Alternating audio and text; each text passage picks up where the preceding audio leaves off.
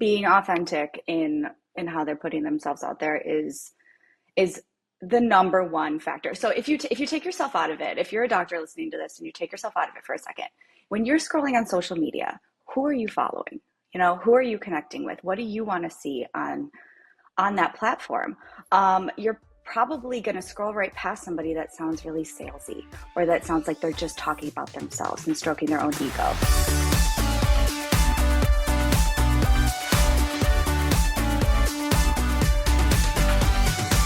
All right, welcome to Healthcare Marketing Edge, where we share stories and strategies to grow your healthcare practice. I'm Tim Bouchard, owner and CEO at Luminous, and today we're diving into building a powerful and authentic online presence that kind of connects with your patients, especially through social media.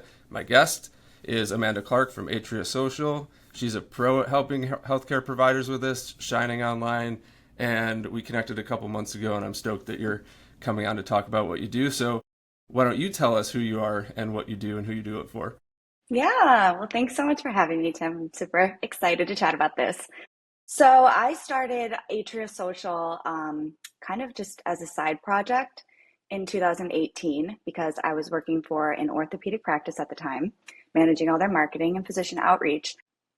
Also during that time, I was diagnosed with a cerebral aneurysm and was a patient. So I had an interesting vantage point being the head of marketing at a practice and being on the patient side. One thing that really kind of came through to me over and over and over is that these doctors are phenomenal, right? They're doing great work. They're helping so many people. But unless you work in the industry or unless you have a really great referral source that's making sure that you go to the doctor that's perfect for you, you're kind of on your own. There's a lot of obstacles patients have to go through, whether it's insurance or just getting in a timely fashion, knowing who to go to. And I saw a huge gap in the social media presence of these providers. They have so much to say, and they have a platform available to them, and many of them weren't taking advantage of it. So And they that's how I don't like started my to admit business. it. They don't like to Yeah, admit it, but they no. have personality too. For as smart and brilliant and professional as they are, they do have personality. Nobody ever brings it out. They think Totally. it's like it would make them look unprofessional, but it's completely not true. So that's hmm a nice background into how you got into this, and it definitely makes sense that you kind of understand both sides too. Yeah, for sure. So why is having that authentic online presence and social, and I guess websites factor into this too, just in presenting the providers themselves as well, but why is that such a game changer for practices and providers hmm that I don't know if they're struggling to attract patients, or if they just want to have more of them be interested in booking appointments or becoming patients at their practice versus just poking around. Like, why is that such a big deal for them? Being authentic in how they're putting themselves out there is the number one factor. So if you take yourself out of it, if you're a doctor listening to this and you take yourself out of it for a second, when you're scrolling on social media, who are you following? Who are you connecting with? What do you want to see on that platform? You're probably going to scroll right past somebody that sounds really salesy, or that sounds like they're just talking about themselves and stroking their own ego.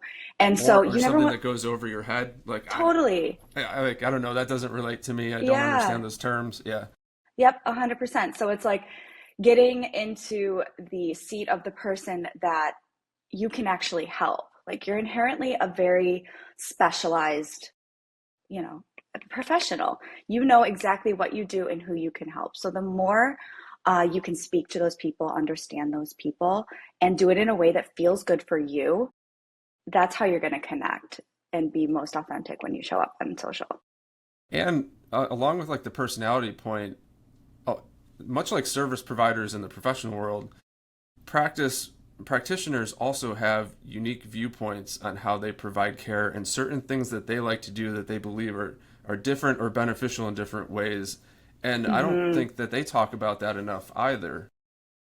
Yeah, I totally agree. There's so many people chirping on social media about Well, that's true. everything under the sun, like people go on there and talk about things they know nothing about. And what's interesting is these doctors and health professionals are actually qualified to speak on these things.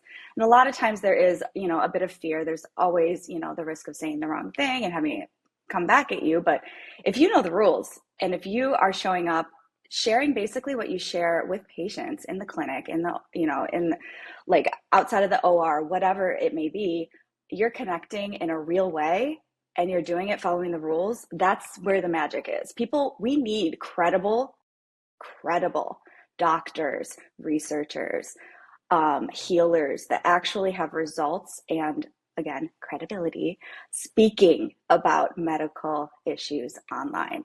We need that. And credibility even goes beyond just having the certifications and things too. And you, like you said, they're already doing this on a daily basis with their patient interactions Mm-hmm. in person.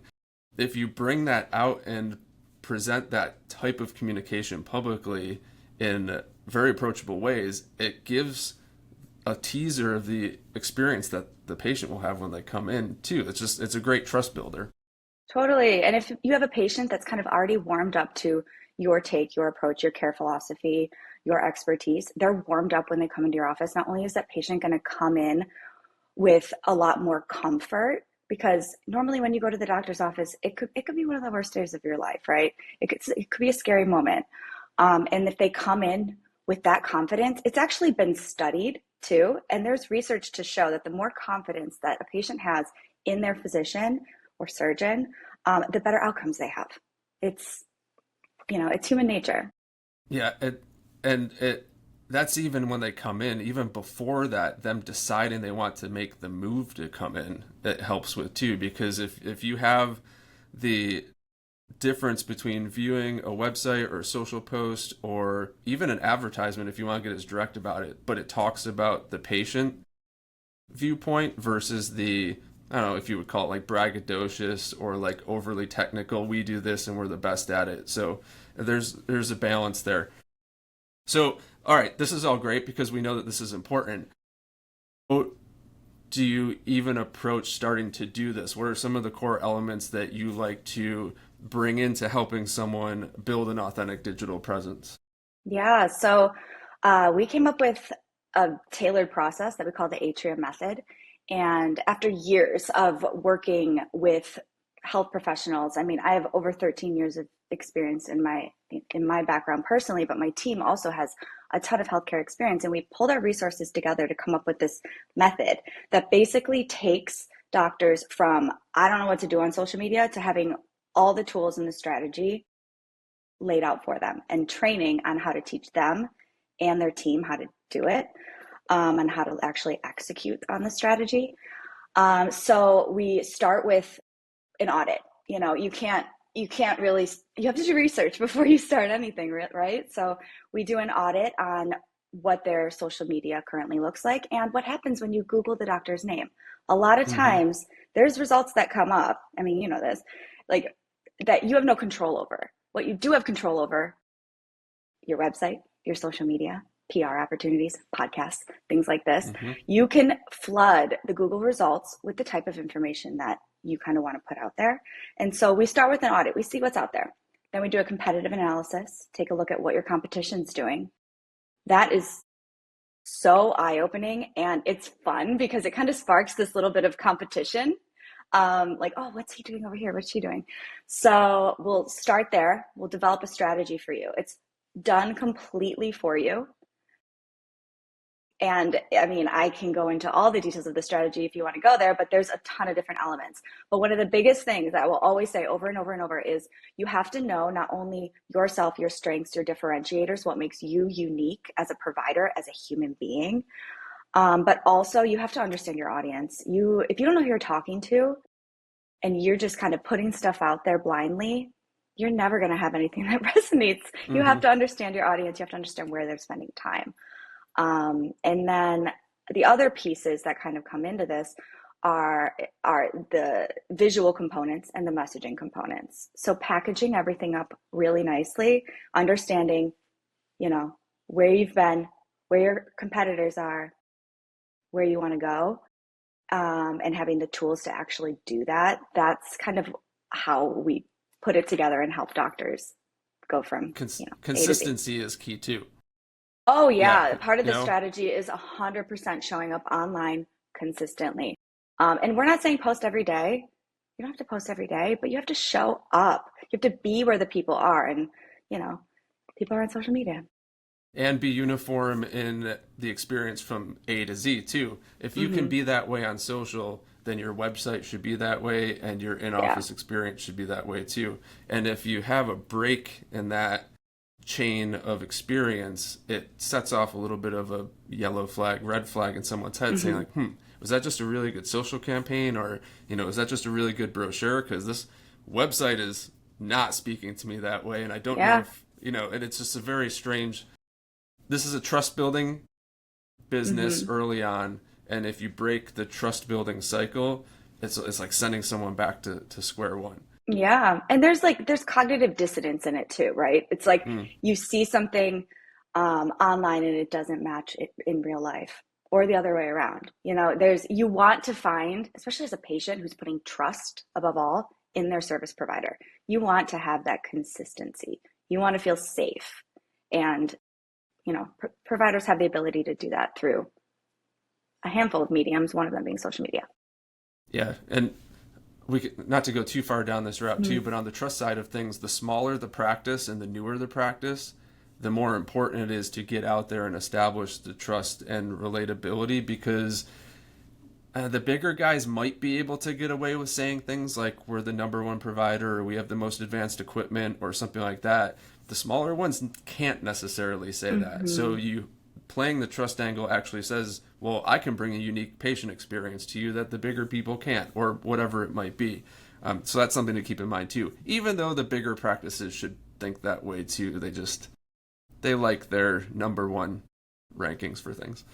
Yeah, for sure. Those rankings, I mean, a lot of them, aren't a lot of them are well earned, right? I'm not taking that away. But, there's some out there, like every doctor knows that you're going to get something in the mail saying pay this The amount pay of to money plays. and you can get this plaque to put in your office. And it's like, okay, Yeah. if you want to do that, that's fine, but, you know, Yeah. So I don't love where it. where should people look to be active? I know the audience plays into that a little bit, maybe age range or demographic, but maybe even regardless of which platforms, there are some elements of healthcare where you have certain compliance issues you have to make sure you're aware of, whether that's what type of content, who you involve maybe in patient stories, things you're allowed to say.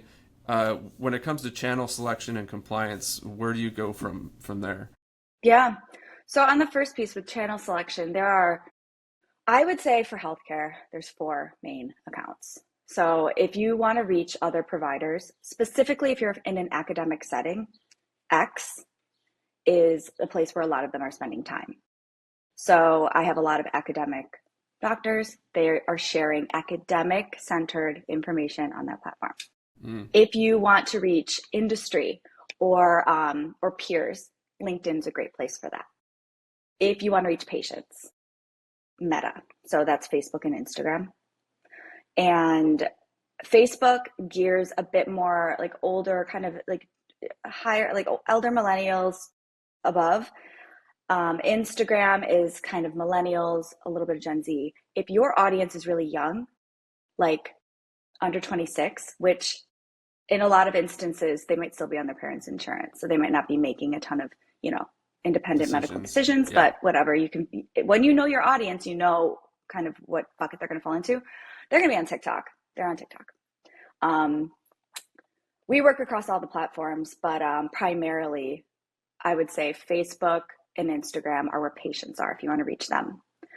When it comes to compliance, there's a ton of information. Like you can find out on the HIPAA website. You just type in HIPAA social media and you can find all of the official rules. I would familiarize yourself with those. Just make sure you know them, that your practice manager knows the rules. One area that I always try to be really careful about is instructing any of the doctors to read up on policies with the hospital, university, or surgery center or your practice might have on social media. Sometimes hospitals won't even let you take a photo inside. And if you Mm-hmm. do, that can be a compliance issue. You can, get a slap on the wrist for that. A couple other things, PHI, patient health information being visible on screen. That happens more often than I would love to see. Where a photo is snapped, it's an innocent photo of, two people in the office chatting, and, the EMR is in the background, and that's a no-no. Can't do that. Um, and I would say the last thing is just calling out specifics of a patient, like the patient's exact age or when they had their procedure or when they were in the clinic specifically. I know in academic medicine, a lot of those details are made front and center because it's a case study, but it's something that you want to make sure you never have a patient scrolling online and they're like, oh boy, that's me. Yeah. Oh Because yeah. a lot of times, this is the last thing. A lot of times you're going to have, paperwork signed ahead of time, consent forms signed to be able to share case studies, for any reason. But you never want a patient to recognize themselves in anything like that. Like it's Hmm. just, that's again, with the trust factor, they don't like that. Unless they do, unless they really want to, and then they can do a testimonial and get the right paperwork. That's great. That's compliant if the That's paperwork is gold. all good. Yeah. And Yep. that's gold from And a marketing standpoint. yeah, and the deeper, that's a bit of a different topic, but the deeper you go into having them even participate in generating that content, I mean, you can't ask for anything better than that. But Totally. uh, so talk about generating the content. Uh, Providers are definitely busy. Practice managers certainly don't have a lot of free time. How do you suggest people even get started or think about doing this as part of their trust building patient recruitment process? Yeah. I would say if you're a practice manager or doctor and you're sitting here thinking, we know we need to be on social media, but we don't really know where to start. Like I said, start simply by understanding who your patient is, find out where they are, which platform they're on, and then how can you serve them? Okay? Like that those two things are just so paramount that I'm going to keep saying them over and over. Position yourself as the provider that can come in and help them. And so a lot of times, it can feel really overwhelming because you're going to want to put the best content out there. What is interesting about social media is that a lot of times the best content is the most personal. So telling your story is going to be really personal, you know, um, and repeating yourself over and over and over and over and over. You put one post out there about like if you're a nurse, okay, I'll use neurosurgery. You're a cerebrovascular neurosurgeon, and you do a great post about stroke for Stroke Awareness Month. You should be talking about stroke constantly because that is what you help people with. So talking about it over and over and over. And the reason I bring that up is because you don't have to reinvent the wheel. You could take, let's say you were interviewed in some capacity, like a podcast or like any kind of sit down interview. You can even stage an interview, with Mm-hmm. yourself. But Mm-hmm. you get some content, you get some video. You take that and you can cut it into smaller bite-sized pieces to put on social media. You can take a video, export the transcript, turn that into a carousel post for social media. So that's like when you swipe and you read more, that's a carousel post. You can repurpose content. And so what I like to say is, if you can dedicate 1 hour a week to focusing on social media, you can get so much done. Like these are very focused individuals and smart and resourceful. If you have pieces of content, if you have messages you want to say, figure out 4 ways to say it in a different way. We have we call it the Busy Doctor's Social Media Plan. It's like a freebie that we put together because this comes up a lot. It kind of walks you through how to dedicate 1 hour a week, what to look at. And essentially, I mean, it's free. You can go to our website and download it. But essentially what it has you do is audit performing content from last week that's done well. What are people liking, commenting on, sharing, saving? And then repurpose it. Kind of take a minute and don't reinvent the wheel. Just repurpose it over and over and over in new ways and listen to what the people like because that's what they want to hear more of. Yeah, that's a very forgotten thing that you can take larger pieces of content and Mm-hmm. break out like 10 to 15 of them, and no one thinks about it that way. The other way to think about it is social media is a fleeting feed. You could post a really great post and you'll get a ton of attention for it, and then it's gone in like 3 days. Yep. And you can always bring back that topic, maybe with a different type of video or a different clip from the same thing, or using that same content in the different channel. Of course, that helps too. When it comes to actually putting together like the I don't know, content plan or schedule or cadence that people might Hmm. want to go after? You said you don't have to be active every day. Is there, I don't know, a certain level of activity you like to give Yeah. people a recommendation on? Yeah, I would say if you're starting and this is brand new to you, post once a week. Just do it. Just do one a week. Start there. You're going to start to very quickly, you're going to get excited because you're going to see people responding. Bump it up to 2 times a week, 3 times a week. Anything beyond 3 times a week is great. I wouldn't post every day because people just get fatigued, especially if you're repurposing content and saying the same thing over and over and over and over. And they'd be like, does this Um, person have any patience? exactly. And that's the Yeah. other thing too. It's like you never want to be seen as like, oh, wow, are they a little desperate? And that's why I think coming from a place of like service and freely sharing all the knowledge that you've accumulated over the years in ways that your patients want to hear it, that's where, the gold is, I think. But I'll say this too to your point about the authenticity aspect of it. Uh, Overly produced pieces can come off almost manipulative. They're not mm, bad. You can have those. They can totally be mixed in, and they're great. Probably even more so on the website side because you'd want to see some polished stuff on the website side. But social gives you the freedom to actually do more. I wouldn't call it like guerrilla, but more almost DIY looking content too. It doesn't have to be super polished. And that actually sometimes, or actually, I'd say most times, connects better with people on yeah, social too. I totally agree. And I think I've experienced this a lot with clients that are absolutely brilliant people. But I ask them to do, to grab your phone and record kind of setup and stage fright. They could Yeah, speak at a conference, no problem. But grabbing the phone. So, there's some tricks that, are out there, just record yourself talking, make mistakes. Just get it out there, communicate. I should take my own advice. I should be doing this a lot more. But it's a like shoemaker without shoes. I deal with the same exactly. thing. Yeah, But there's tricks and there's little hacks you can do to make it less cringy. But at the same time, you're only going to get better. And if you're waiting for perfection in the content that you put out there, you're going to be waiting for forever. well, let's say someone doesn't want to wait forever. What Hmm. are, if you had to pick a few key takeaways you want people to walk away from this conversation with, so that Hmm. we make sure we clarify those before we wrap up? Yeah. I think knowing yourself and knowing your strengths, not only doctors, this could apply to anybody, getting in tune with what feels right to you, what you know about, and the ways that you naturally communicate. I think that is absolutely number one.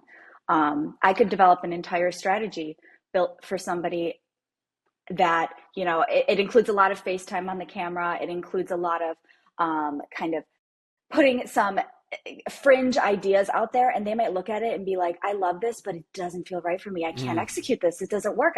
I'm getting stage fright. Okay, then that's not your strategy. So I'd say know yourself and know your audience. What do they want to hear? And your audience, it's going to be patients. If you're a practicing provider, it's going to be patients, but you might have multiple audiences. You might want to connect with peers, industry, referral sources. Those are huge too. So you need to understand your audience and then be where they are and always come from a place of problem solving, a place of service, freely sharing information. You should make it feel to someone watching that you're giving too much away almost. Like the content that captures my attention on social media is when I feel like there's a behind the scenes kind of approach to it. Like, ooh, they're giving me a secret that I shouldn't know.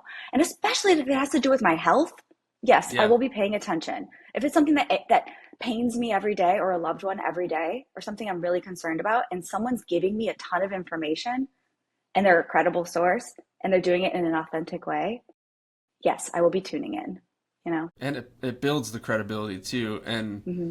the aspect of it, we'll say, I don't want to give away too many secrets. Hmm. Yeah. Is it really even a secret though? Especially if you're taking your unique perspective on it. It's more so that you're just talking about why you believe in something or why you believe your approach connects Hmm. better or gets better results, whatever it is. Uh, Totally. the other thing people are scared of, they're scared of sounding too salesy. But you're not telling people to go on and say like, we have appointments for the, or we're doing a special whatever it is, right? That's not what this is No. about. Mm-mm. No, and I So think I go think ahead. just that coming from a place of service, or even an example of how like a real life example of how this could be executed, instead of saying if you're like an orthopedic surgeon, instead of saying the five top or like orthopedic shoes to wear if you have knee Yeah. pain, instead of something like that, flip it. Say something like, my patients love these shoes, and here's why. Make it more about your experience with a topic rather than it's the be all end all, like I am the authority on this subject. It's more like, here's my experience. Based on my experience, my expertise, here's my point of view. And it's not like you're giving medical advice, and that's another thing to be careful about. You can't give Hmm. like outright medical advice. But you're talking about your experience, and again, that's the authentic experience you're having. So kind of the same themes over and over. Is there anything that I haven't asked you that you want to make sure that people know? Mm, It's the wild card question. I know. Anything. Okay. Um, ooh, AI. Mm. Yes, Yeah, I actually was going to bring that yeah. up and I totally forgot. We got lost in another topic. Yeah, AI. In I mean, we're in the infancy of AI. It's only going to get more intense, right? But your knowledge, doctor, your knowledge and all of your experience, while AI could answer some quick questions, it doesn't replace the doctor, the human being that has this expertise in any way. People might think, you hear stuff out there like, oh, everyone's jobs are going to be taken by AI. And I don't think that's true at all with doctors. And I would also argue it's another reason to firmly identify and claim your personal brand on social media. But with AI, I also think of the tools you can use. So, I mean, ChatGPT is probably being used by everyone. I was at a neurosurgery conference actually 2 years ago, and ChatGPT got brought up so many times. They they love it. They love integrating AI, and it makes sense, right? I mean, if you're not using an AI element at this point, you are far behind. So I think there's a lot of cool things you can do with AI. There's prompts you can put in to get to know your patient a lot better. You can get content ideas. You can develop an avatar for your patient. You could say, you know, female age 45, in this area, this ailment, these concerns, some demos about your ideal patient, plug it into ChatGPT and ask for like hobbies that this person's interested in, like where are they spending their time? Where are they grocery shopping? Get clear on who that person is. And then when you produce content, speak to them, name them. Could be, Sarah, name Sarah, speak to Sarah in your content. And there's a ton of other AI tools out there. Canva is incredible for graphic design. Um, and they're integrating a ton of AI now. Uh, Perplexity, Claude, these are other kind of tools, sort of like ChatGPT. There's a ton out there, and there's more every day.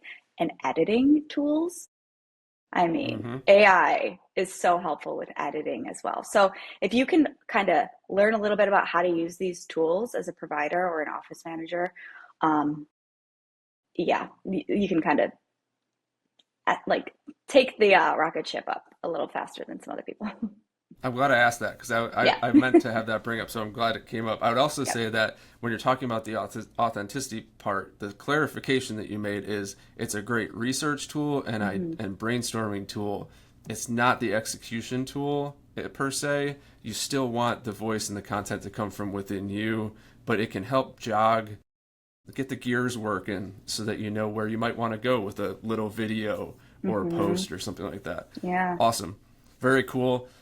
This was awesome. I'm really happy you came on, especially since it's a very Thank early you. episode. Where can listeners find out more about you and Atria?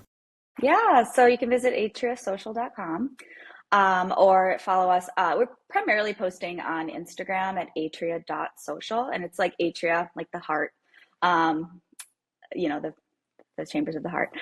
And yeah, you can find us there. You can connect with me on LinkedIn. I'm so happy. I geek out over this, so I'm happy to chat in the DMs or just connect anytime to talk about this. And I would love to offer any of your listeners a little discount.